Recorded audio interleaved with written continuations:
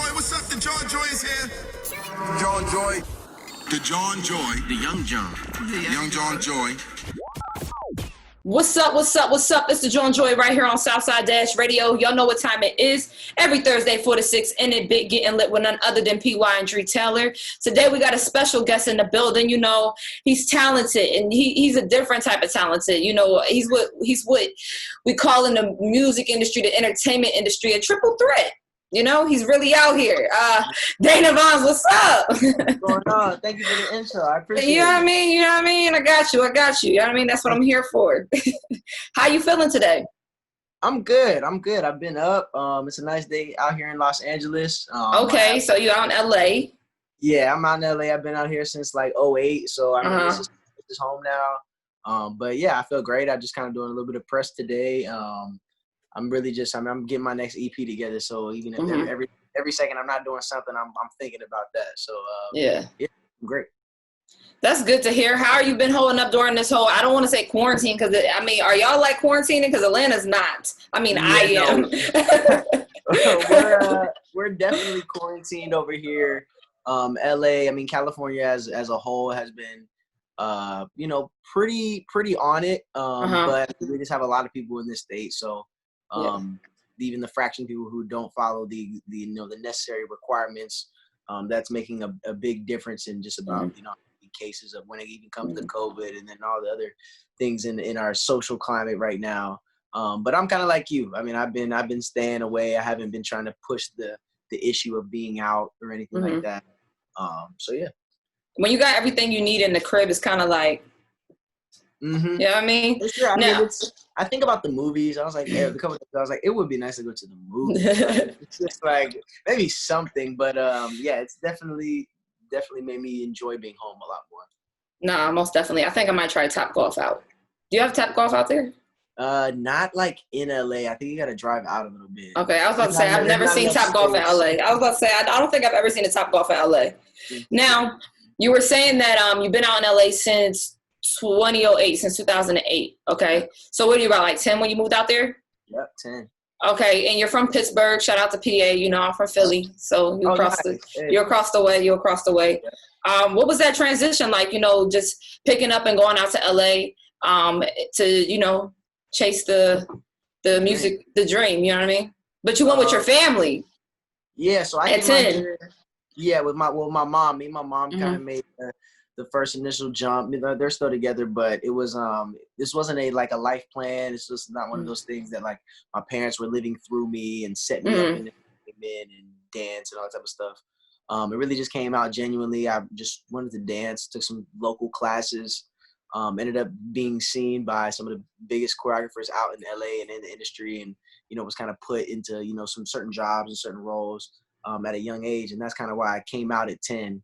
Was not to start a new dream, but kind of just follow up on the things that were happening for me, not even planning to, come out to LA. But by coming out and just starting to work and, having work confirmed and guaranteed, it just, it never made it possible for me to go back. And so it was just meant. Yep. It was just meant. Now, what was that process like? Because I can relate to you to a certain extent, because when I was younger, I used to act, but I stopped at 10. I was like, no, I ain't got time for this. I'm about to go be a kid. Right. It's a lot. It's a lot of pressure, going in, auditioning, standing in front of casting directors, and having to sell yourself, knowing how to sell yourself at such a young age, and also not allowing it to affect your self-esteem as you're growing into who you are and figuring out who you are. It's a lot. You know what I mean? How did you handle that? And how did your family and your parents, mold you and help you through that? Well, a good practice that I've always had and my mom reinstilled in me is anytime I went to an audition, I forgot about it when I left. I think that was been the best way that I still stayed surprised when certain jobs come around. There's been jobs that are like bigger jobs, whether it's a dance or singing or acting, whatever, that I should be, go to the audition and keep thinking about it, and then but I forget about it. So then when if I get a call, what I'm saying, it's snap. Yeah, exactly. Yeah, the surprise factor.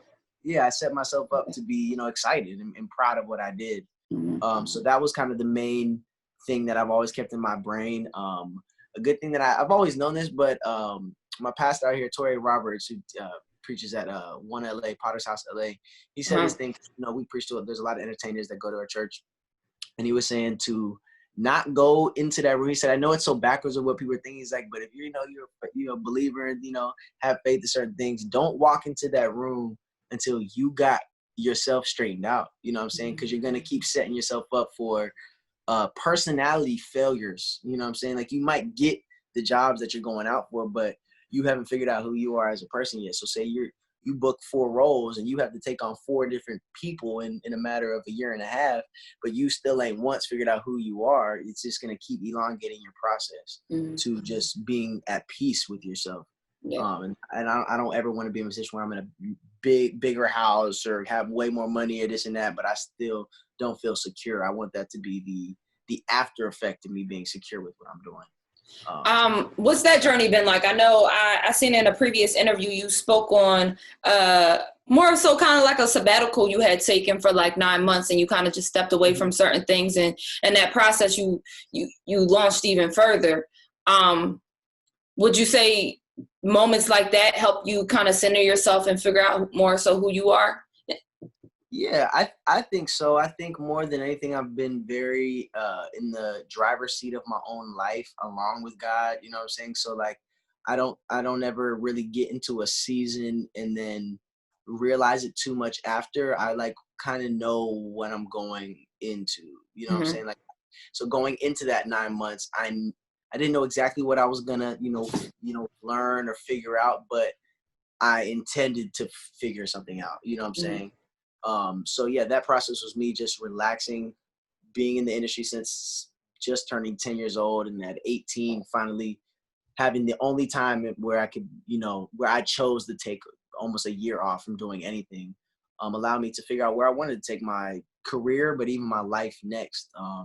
Because of that level of, you know, peace and level-headedness that I have, it honestly, I feel like I have a lot of options in life. I could quit entertainment right now and go do something totally in the business field, and I wouldn't. And I don't want to do that, but I know I have those capabilities. So in those 9 months, I was allowing myself to go through those and see if I wanted to fully stay in entertainment, whether it was dance, acting, you know, more in front of the camera type things. If I wanted to go more behind the scenes, there was a time I was thinking about just being a writer, just doing, you know, all the behind the scenes stuff of being. Oh, dope. So all those thoughts, you know, happened in that 9 months. And I kind of come to the conclusion, like, okay, like, I really enjoy making music, writing music.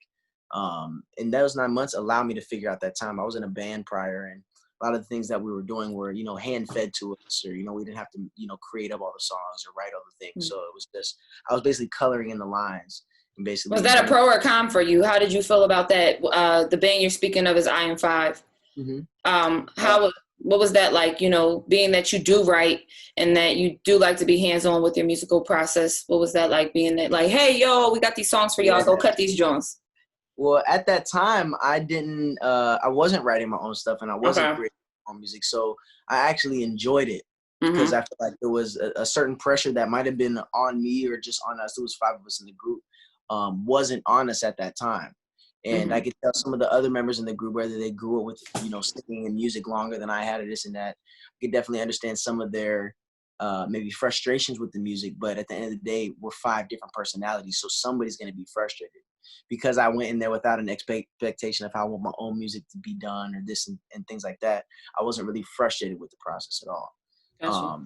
So after that, after the group, I was just figuring out to see, like, okay, what do I even like? If I'm even going to make music, what music do I want to make? And then at that point, okay, well, if I don't know who to go to make it, I got to learn how to make it myself. So I taught myself, you know, basic piano in those 9 months, simple chords, you know, just some theory, a little slight music theory, and then just listen to a lot of music. I mean, I grew up on Jill Scott, so just really went back to a lot of Jill Scott. The Orange album by Frank was a big inspiration to me in those 9 months. And James Fauntleroy as a writer, he's incredible. So that 9 months was really just like me basically calling upon myself, like, all right, yo, you want to do music by yourself, and you got to bring yourself to the table. So that 9 months me. And I was 18. That was just also a growing year for anybody in life. So, You're definitely a self-starter. You're definitely a self-starter to sit up there and say, yo, I'm going to teach myself piano. Now, I actually went and bought a keyboard. It's sitting right here next to me. Right. I was like, during quarantine, I said, look, I got to figure out something because I songwrite. So I was like, yo, I want to learn how to play an instrument and things of that sort. What did you run to, like, where did you start at? Where was your starting basis to say, I'm going to like start teaching myself this? It really just got to the point of me hearing things in my head and me not wanting to have to talk to a producer to so that's why, I executive produced my first EP. I'm executive producing this next one that's about to come out. So, and those are things that you would have never heard come out of my mouth like 4 years ago. Yeah, but the growth. Now that I'm here and know that I have it, in my bag of tricks that I can do, it's been a great process because you get things that are just so genuine to you, and you'll find new things. Like when you're trying to emulate a style or a sound, or just learn. Some people are always like, "Oh, you play the piano?" Like I'll be like, "I don't know one song. I can't play you one song on the piano, but I can play the piano." You know what I'm saying? So it's just like I know what I like to hear. I like my type of stuff. So it was really when it came to trying to learn, I would just play songs on shuffle on my iPod. Okay. And just listen and then find the key, you know what I'm saying? And then, okay, these are all the notes that work with that song. Okay, now let me just listen to the bass. Okay, I'll play the bass. And then that was my win for the day. Like, okay, I figured out what they play. You know what I'm saying? So gotcha. Through doing 15 of those a day, even some that then it got to the point I was like, I need to be able to do it in the first 10 seconds, you know what I'm saying? So play the song as fast as I can, figure it out. It was really just that, that was my way of self-teaching, was listening to my ear. Fire. Now, you performed with Kanye at Coachella for Sunday service, which is fire. I attended a Sunday service. Every time I go to LA, I'm supposed to go to the ones out there, but they're really early, and me and my friends always end up oversleeping. But I did attend the one because one of my homies, Aunt Clemens, he sings on the choir. So we always try to go out there and be like, all right, we're going to come, and then everybody oversleeps. But I went to the one out here in Atlanta. It's definitely an experience. It's definitely, something I feel like people should get to experience. What was that experience like for you, especially it being at Coachella? Yeah. How was that? It was a lot of fun. It was a whirlwind of a weekend. I always told myself that I was not going to go to Coachella until I was performing at Coachella. I was like manifestation. Yeah, and it was crazy to see that it actually manifested, and I didn't know. So the first weekend one of Coachella, my good friend Jade, who's a dancer, influencer, whatever, she got brought out by BMW. Like they gave her a car and all this stuff to sponsor the weekend. It was last minute. She's like, yo, if you can get a ticket, like you can stay at the place that they're putting us up in. So me and my boy Brian last minute went to Coachella weekend one, had a great time, came back. And the day after, I think we got back Monday, that Wednesday, I got a call from Fatima Robinson. And said, I need you to come to center stage right now. We're doing Kanye Coachella this weekend. So coming home, never planning on going to Coachella without performing, to come home, wasn't even thinking on that. I went and didn't perform, but to get home, rest for a day, and then get called back and say, all right, now you're performing. It was just like, oh, snap. Okay, that was a really cool, moment for me. And to just be a part of Sunday service, being a believer myself, and being someone who loves to worship and just be in those types of spaces. It was incredible to be part of the team to broadcast just the essence and the feeling of love with 60,000 people, even though any music show is really, hopefully centered around that feeling. Yeah. When you're at a certain type of church service or you're singing these certain words, you have no choice but to be wrapped up in that emotion. So yeah, something that definitely still resonates within me now, and I feel like I was picked to be on that job because something that resonates within their team, Kanye, Fatima, they saw that was already living in me. So it was a cool moment. That is fire. I love how you manifested it. Just crazy. I ain't going to Coachella until I'm out there. You know what I mean? And then you get the call. Now Kanye is running for president. Does Kanye have your vote? How are you feeling about Kanye running for president? Are you behind it? What are your thoughts on the whole Kanye running for president? I try not to think about stuff too much. I don't know. Like, I think, Donald Trump has opened the door for anybody to be president. I said the same thing. I'll say that. I will say maybe when it comes to planning, if he really wanted to win, I don't think he would have done it this way. I said the same thing earlier. If he really wanted to win, I thought he was running in 2024. I thought that was his plan. I thought that in 2016, if I'm not mistaken, I thought that he announced that he was going to run in 2020. Okay. That's what I thought. But he didn't really run. He hasn't really done no any type of campaigning. The issue is the lack of information. A lot of people, there's going to be, whether they're fans of the Kardashians, Kim, or Kanye, they're not going to, because he hasn't done all the proper paperwork to be an actual citizen, all that type of stuff. So say there's a couple million people who lack on that information, they'll get to the ballot and just write his name, thinking that if enough people write his name, he'll become president. And those 5 million votes, whatever side or whoever you want to vote for, there's going to be millions of votes if they do vote for Kanye that literally cannot be accounted for on either for either candidate. So it's wasting your time in line. Yeah, exactly. That's my thing. It's like, I can understand he was, he probably has, very good intentions. I would hope so if he's trying to be the president. But I just don't think his plan of attack was the smartest. Yeah, I agree. I felt the same way. I just was like, I think Kanye might have had some type of trying shot if he was more organized and more planned with coming out with it. And if he announced his candidacy when we were talking about Bernie Sanders and Joe Biden and all of those conversations that started before primaries, and he actually had it structured. He's not gonna. It doesn't matter how much star power you have. Like, I just don't think you can win, even if he did have power to come out this late. The whole country, the majority of the country. Yeah, there's a whole demographic who does not care about Kanye West or him being popular, especially not in politics. At all. So it's just, regardless, it's going to be an uphill battle for any person of color to get to the White House. But especially being a colored artist, you're going to have a very difficult chance unless you really give yourself the proper setup. But, hey, crazier things have happened. So more power to you, Kanye. Yeah. More power to you. I'm interested to see how this goes. Everybody keep it locked. Dana Vaughns is in the building. Yeah. When we come back, we're gonna chop it up more. We're gonna get into his project, Familiar Strangers, everything, It's the Jawn Joy right here on Southside Dash Radio. Say my name. It's the Jawn Joy live right here. You already know what it is. We are Southside Dash Radio. What's up? It's the Jawn Joy right here on Southside Dash Radio. Dana Vaughns is still in the building. Dana, we just heard My Way, your single that dropped this year. Tell us about the single, My Way.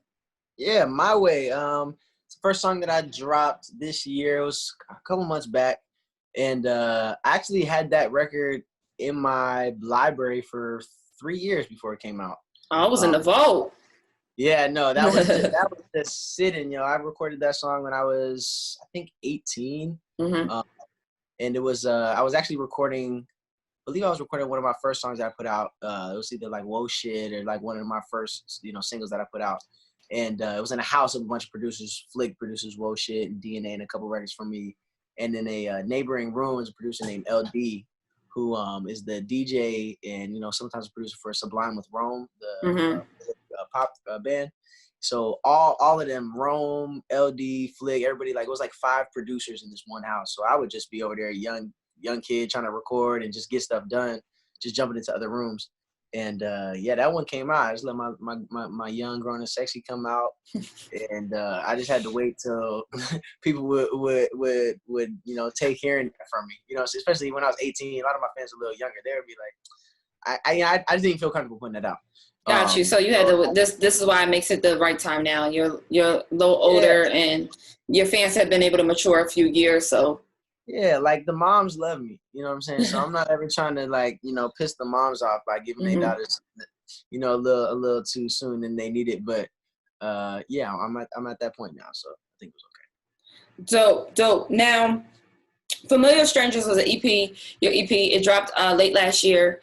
I love the cover art for it. It's so out the box. It's very, saucy. I like it a lot. Thank you. You have 6 songs on the project. One of my favorites is Rough Rider.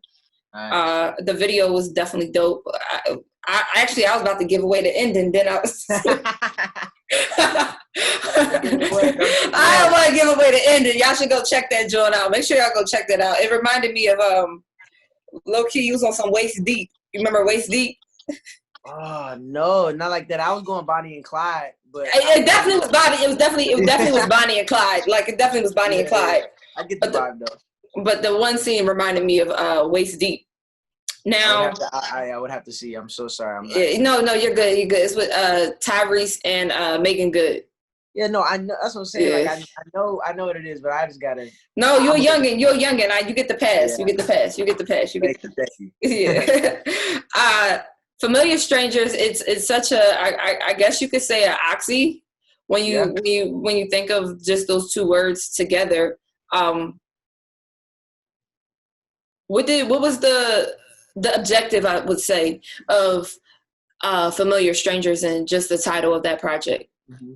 Well, yeah, definitely. I like the contrast with the 2 words, familiar, meaning something that you are used to it, very, just comfortable in your position. And then being a stranger, strangers gives the sense of the unknown, maybe the anxiety that you feel, nervousness. And I just kind of want to go through these first time experiences with the new lover, you know what I'm saying? Whatever that is you start up with Sweet Tea, it kind of puts us in the scenario of like, all right, well, I'm in a new scenario now. I don't know where I'm at. I don't know this chick. I don't know this and that. Then you go into lovey dovey where it's like, okay, like I'm just enjoying, these nice young feelings I'm getting about you. Then you go to rough, now you get in the Rough Rider where it's like, all right, we gonna ride or die, or we gonna really do this. And then I'm just kind of going through like this. I put like a subtle storyline through it, even though like the songs aren't connected. The feel of it. So the cohesiveness of it. Yeah, so then after Rough Rider, then you go to Nervous, where it's like, okay, now we just, we having some sexy time. Like, you gonna ride or die for me? Okay, great. Now, like, don't let me make you nervous up in this bedroom. And then you get to Cupid, where it's like, all right, maybe some shit went down, I messed up or whatever, and then it's all. But I really just wanted to be very genuine, be transparent, and I think that's why I chose that title. That's why I chose the songs to go on it that I did. And beyond anything, looking back at it, I was just proving to myself that I can make really good music. I think that's really what the project sounds like to me. Hearing it, there's a lot of artistic liberties I took when it came to some of the musicality, some of the sound choices and things like that. So I think I proved it to my fans and to new listeners and to myself that there's a lot more in store when it comes to Dana. Most definitely. It's definitely a vibe. Now, you make a lot of love music, the lovey-dovey, Rough Rider, like the whole project. I'm sure the girls are all in your DMs and they're all underneath your pictures with the emoji heart eyes and things like that. What is the situation, Dana?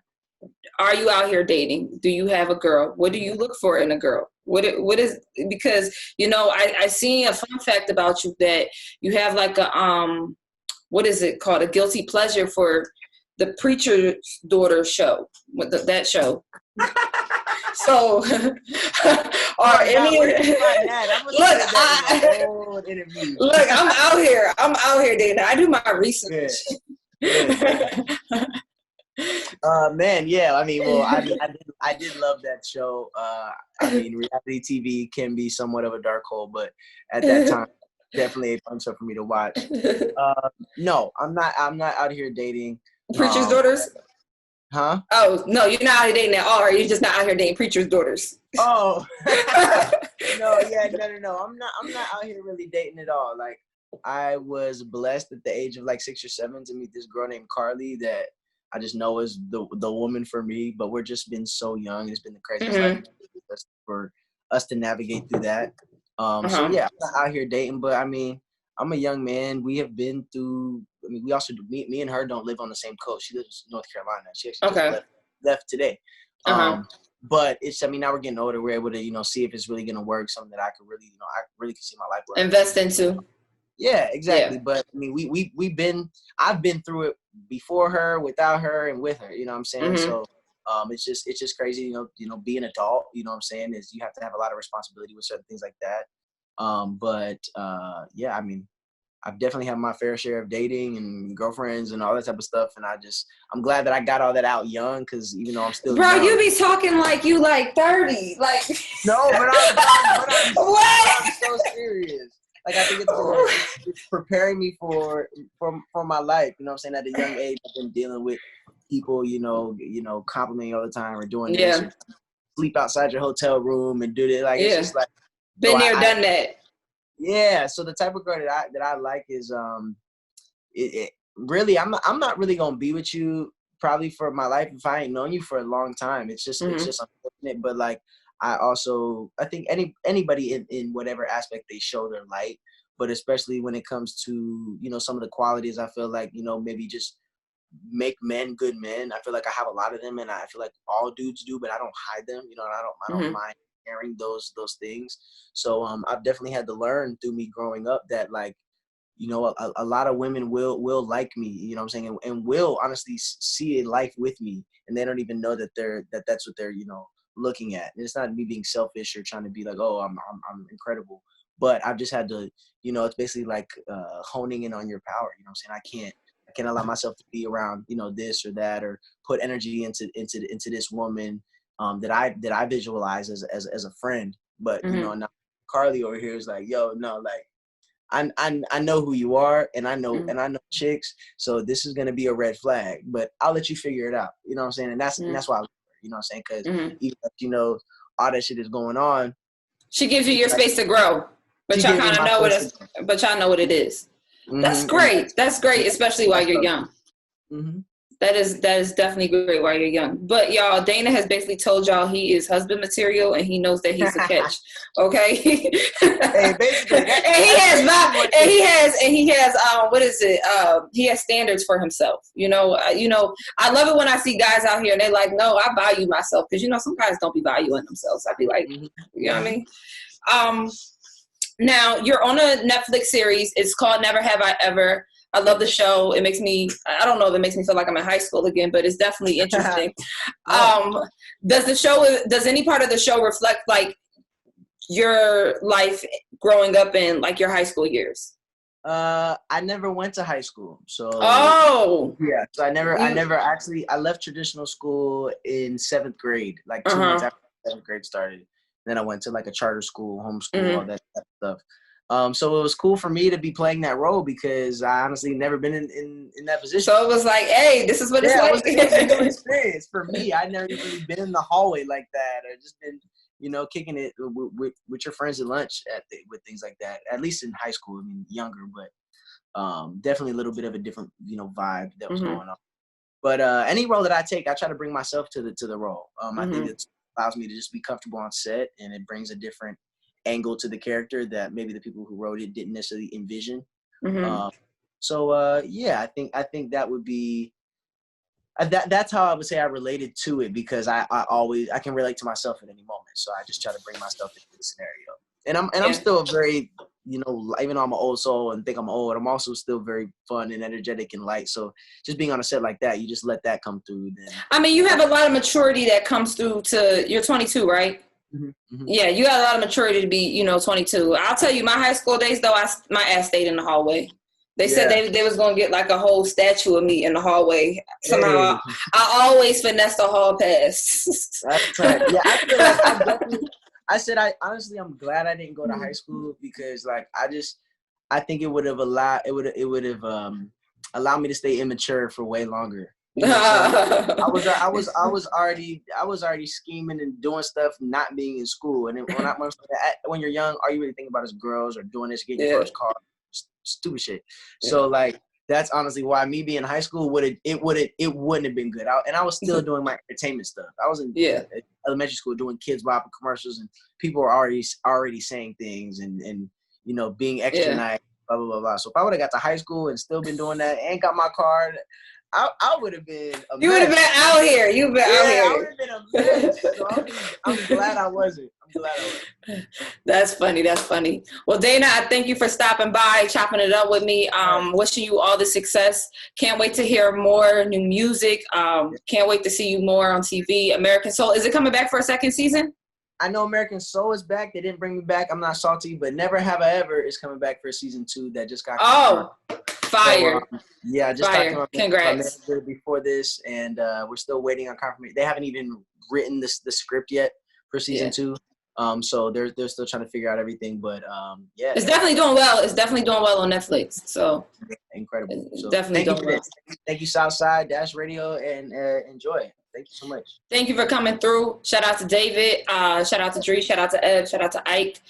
It's the Jawn Joy. Y'all know what it is. Keep it locked right here on Southside Dash Radio. DJ Waffle's about to come in this Jawn, and I don't know where he about to turn it Jawn up. Y'all know what time it is. I'm out this Jawn. It's the Jawn Joy right here on Southside. Hey, it's the Jawn Joy. It's either created by us, Too lit. or inspired by us. Living my best life. It's Southside on Dash Radio.